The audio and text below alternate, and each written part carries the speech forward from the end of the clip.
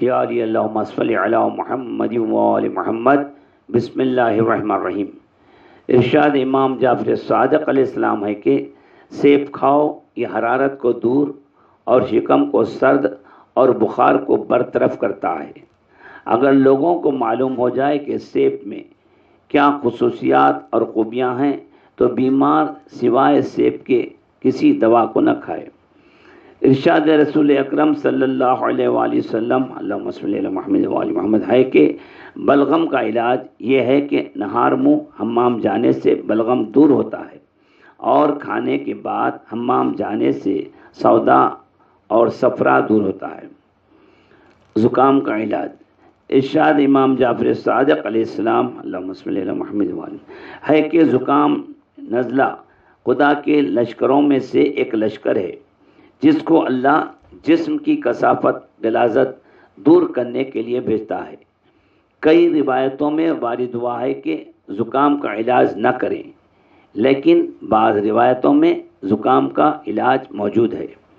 حضرت امام رضا غریب علیہ السلام اللہم صلی علی محمد و آل محمد فرماتے ہیں کہ جاڑے کبھی زکام نہ ہو تو وہ 3 چمچے شہد روزانہ پی لیا کرے. اور جو شخص گرمی کے موسم میں زکام سے بچنا چاہتا ہے اسے لازم ہے کہ دھوپ میں بیٹھنے سے بچے اور ہر روز ککڑی یا کھیرا کھایا کرے. تنفس، سانس کی تکلیف اور بلغم کے دفع ہونے کے لیے حضرت امام رضا غریب علیہ السلام اللہم صلی علی محمد و آل محمد کا قول ہے کہ معقولات یعنی کھانے میں بہترین چیز زیتون کا تیل ہے. یہ تنفس کو پاکیزہ کرتا ہے اور بلغم کو دفع کرتا ہے، رنگ کو نکھارتا ہے اور پٹھوں کو مضبوط کرتا ہے، جوڑوں کے درد کو دور کرتا ہے اور غصے کو ٹھنڈا کرتا ہے. شہد فرمایا کہ شہد میں ہر مرض کے لیے شفا ہے، اور جو شخص ہر روز نہار منہ 1 انگلی بھر کر شہد کھا لیا کرے تو اس کا بلغم بھی دفع ہو جائے گا اور سودا بھی جاتا رہے گا. ارشاد معصوم ہے کہ قرآن مجید میں ہر بیماری کے لیے شفا ہے. مناسب ہے کہ تم اپنے بیماروں کا علاج صدقے سے کرو اور حصول شفا کے لیے قرآن مجید کی تلاوت کیا کرو. جس شخص کو قرآن مجید سے شفا نہ ہو اس کو اور کسی چیز سے شفا نہیں ہو سکتی.